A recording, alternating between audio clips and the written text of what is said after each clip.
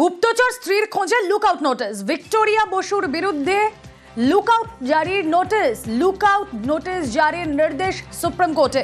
Victoria বসুকে শিশু সহ খুঁজে বের করার নির্দেশ। শিশুকে খুঁজে বাবা সৈকত বসুকে হস্তান্তরের নির্দেশ। কথা বলবো, প্রতিনিধি মৈত্রেয়ী ভট্টাচার্য রয়েছেন সঙ্গে। মৈত্রেয়ী, শিশু আদালতের ঠিক কি নির্দেশ?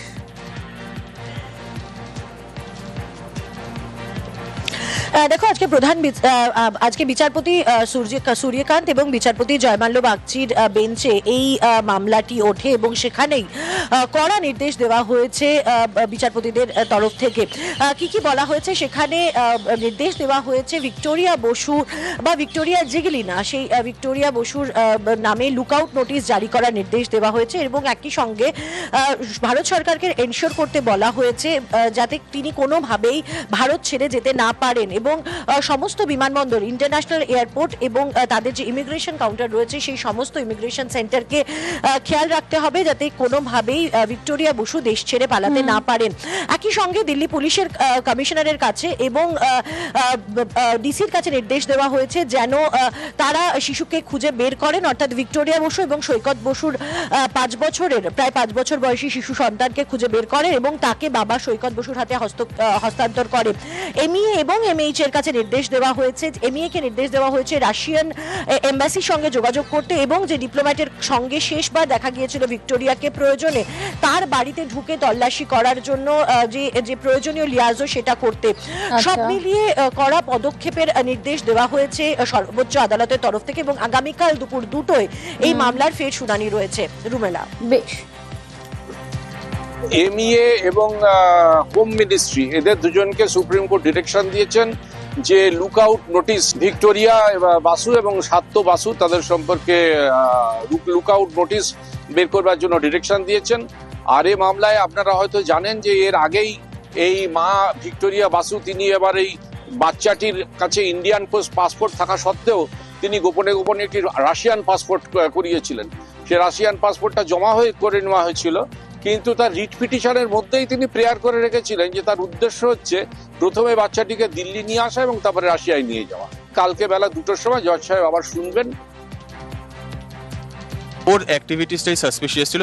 ওর বাবা একজন রাশিয়ান স্পাই, 2013-এ এফএসবি থেকে একটা ভালো পজিশন থেকে রিটায়ার করে এবং ও ইন্ডিয়াতে আসার পর সমানে মানে কি এক তো মিসিং থাকতো, কোথায় থাকতো আমি জানতাম না। মানে আমি অফিসে থাকতাম, বাচ্চার জন্ম হওয়ার পরে ও অ্যাভেলেবেল থাকতো না, কোথায় থাকতো আমি জানতাম না। সাসপিশিয়াস কিছু ব্যাগস ক্যারি করতে, ওটাতে পরিষ্কার লেখা ছিল যে ডু নট টাচ, ওটা আমার জন্য টাচ করা মানা ছিল। বিজেপি নেতাদের গৃহবন্দী হুমকি তৃণমূল নেতার। বিজেপি শাসিত রাজ্যে পরিযায়ীদের হেনস্থা, আটক। পরিযায়ীদের আটকে রাখলে বিজেপি নেতাদেরও গৃহবন্দী। বাঁকুড়ার বিষ্ণুপুরে তৃণমূল সভাপতির এই হুমকি। পাল্টা তৃণমূল নেতাকে হুঁশিয়ারি সাংসদ সৌমিত্র খাঁ। সৌমিত্রবাবুকে একটি হুঁশিয়ারি দিই, বিজেপি নেতাদেরকে একটি হুঁশিয়ারি দিই।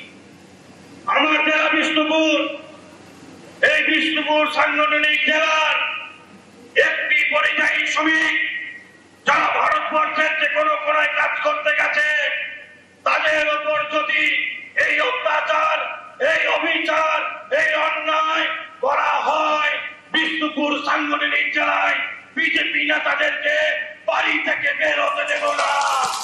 তাদের জনজীবন ব্যাহত করে দেওয়ার দায়িত্বটা আমরা সাংগঠনিক ভাবে গণতান্ত্রিক পদ্ধতিতে আমরা করে দেব। বাংলা বাঙালি বলে তাদের উপর অত্যাচার মানবো না, মানবো না, মানবো না। আর করতে গেলে ছাড়বো না, ছাড়বো না, ছাড়বো না। এটা বিজেপি মাথায় যাবে। সঠিক কথা বলেছি এবং তা করে দেখাবো। তার কারণ হচ্ছে মানুষ কাজ করতে যাচ্ছে, সেক্ষেত্রে বাংলা বলার জন্য তাদেরকে যদি বাংলাদেশি সাজানো হয়, এই অধিকার বিজেপিকে কেউ দেয়নি। তাদেরকে যদি ডিটেনশন ক্যাম্পে ডিটেন করা হয়, তাহলে এখানের যিনি সাংসদ আছেন, যে সমস্ত বিজেপির বিধায়ক সাহেবরা আছেন, তাদের ভোটে জিতে তারা এমএলএ হবেন, তাদের ভোটে জিতে তারা এমপি হবেন, আর যারা ভোট দিয়েছে তারা ডিটেনশন ক্যাম্পে থাকবে, জেলে থাকবে। এটা তো হবে না, এটা তো মানবো না। আগেই বললাম বিজেপি তারাও পাল্টা দিতে ছাড়ছে না। কি বললেন সৌমিত্র খাঁ? তিনি বলছেন অনুব্রত হওয়ার চেষ্টা করো না। অনেক ছোট আছো, এই তো সবে বাচ্চা আছে, নিজের বউ সভাপতি আছে, অনুব্রত হওয়ার চেষ্টা করো না। সামনে 10 বছর পুরো ঝুলে যাবে ভাই।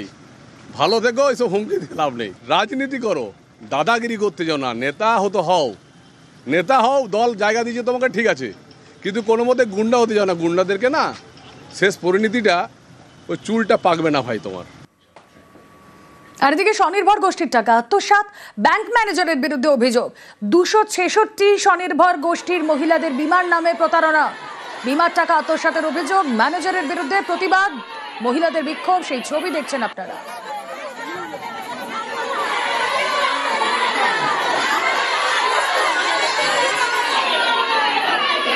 দক্ষিণ 24 পরগনার বাসন্তীর চরাবিদ্যার ঘটনা, যে ছবি আপনারা দেখছেন। 266 স্বনির্ভর গোষ্ঠীর মহিলাদের বিমার নামে প্রতারণা, আর তারপর মহিলাদের বিক্ষোভ। অনুপ প্রতিনিধি রয়েছেন সঙ্গে। অনুপ, দক্ষিণ চব্বিশ পরগনা বাসন্তীর চরাবিদ্যা একটি ব্যাংক রয়েছে, যে ব্যাংকে স্বনির্ভর গোষ্ঠী প্রায় 266 জন মহিলা যে গ্রুপ রয়েছে, তারা কিন্তু এই ব্যাংকে কিন্তু তাদের টাকা রাখা হয় বা সেখান থেকে টাকা দেওয়া হয়।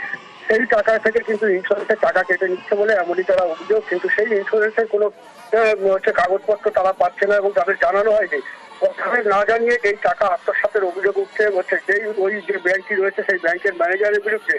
এছাড়াও কিন্তু এই ব্যাংকের যে 266টি যে মহিলাদের যে গোষ্ঠী রয়েছে, সেই গোষ্ঠী কিন্তু তারা কিন্তু অভিযোগ করছে এই ব্যাংকের মাধ্যমে তারা কিন্তু লোন যখন টাকা দিচ্ছে কিন্তু তাদের জানানো হচ্ছে না এবং ইচ্ছা মতো তাদের লোনের টাকা ঢুকিয়ে দিয়ে এবং সেখান থেকে সেই টাকা কেটে নিচ্ছে, সেটা কিন্তু তাদের কিন্তু জানানো হয় না। বারবার ব্যাংক ম্যানেজারের কাছে গেলে বইগুলো কিন্তু আপডেট করতে বলা হলে এই বইগুলো কিন্তু তারা কিন্তু আপডেট করছে না এবং বারবার করে ঘোরানো হচ্ছে। 2022 সাল থেকে তাদের কিন্তু এমনই টাকা কেটে নিচ্ছে, কোথাও 10,000, কোথাও 15,000, এই 266টি গোষ্ঠীর টাকা কেটে নিচ্ছে বলে এমনই কিন্তু তারা জানিয়েছে। এই গ্রুপের মহিলারা কিন্তু আজকে সব দলবদ্ধভাবে আজকের ওই ব্যাংকে আসেন এবং সেখানে কিন্তু ব্যাংক ম্যানেজারের কাছে জিজ্ঞাসাবাদ করতে থাকেন, কিন্তু তার সদুত্তর দিতে পারেনি। এই ঘটনায় কিন্তু টাকা ব্যাংক থেকে কেটে গেছে 22 সালে। আমরা টাকার জন্য এখানে যখন বই আপডেট করতে এসেছি, আমাদের বই আপডেট করে দেয়নি, আমরা জানতেও পারিনি। বই যতবার আপডেট করতে এসেছি বলেছে মেশিন খারাপ, আমাদের 15,000 টাকা কেটে গেছে। বারবার জানানোর পরে ওরা আমাদের একটা কাগজে সই করে স্ট্যাম্প মারে। এখন সেটা জানাচ্ছে যে ওরা আমাদের জানিয়ে দিয়েছিল টাকাটা দেবো না, কিন্তু কখনোই আমাদের জানায়নি কথা। অভিযোগটা কার বিরুদ্ধে? ব্যাংকের ম্যানেজার। আপনারা এর আগে কোনো অভিযোগ করেছিলেন? হ্যাঁ, অনেকবার এখানে অভিযোগ করেছি, আমাদের টাকা দেবে বলেছে, বারবার দেয়নি। পার্সোনাল অ্যাকাউন্ট থেকে টাকা কেটে নিচ্ছে ওরা। আমাদের টাকা ফেরত চাই।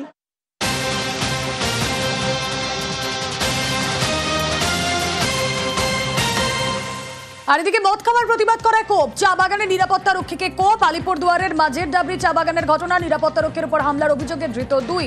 রাজকুমার প্রতিনিধি রয়েছেন সঙ্গে। রাজকুমার, নিরাপত্তা রক্ষী, তিনি নিরাপত্তা দেবেন, তারই যদি এরকম ভাবে নিরাপত্তা না থাকে, নিরাপত্তাহীনতায় যদি তিনি ভোগেন, তাহলে তো কিছু বলার নেই আর।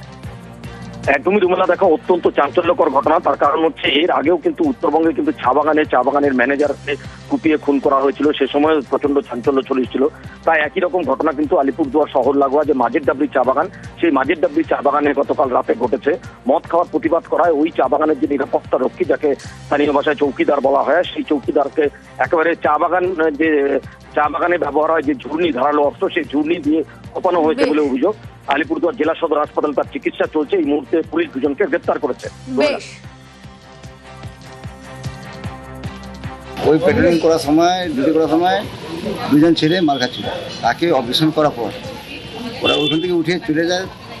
কিছুক্ষণ পর আইসে আরও পিছন দিক দিয়ে আমার ঝুলি নিয়ে, ওই যে মদ খেতে দিলে ওই জন্য বাগানে আমার লেপাট আছে, ওই লেপাটের জন্য আমরা ঝুলি রাখি, মানে কোনো হাতিয়ার রাখি যে মানে আমাদের সুরক্ষার জন্য। তো আর আমার একটা সাইকেল বাসটা গেছে, আমার সাইকেলটা ওখানে ছাইড়ে আমার পার্টনারের সাইকেলে গেলাম, গিয়ে ইতিমধ্যে ওই ছেলেটা পেছন দিক দিয়ে ঝুলি বাড়ি করে আটক করে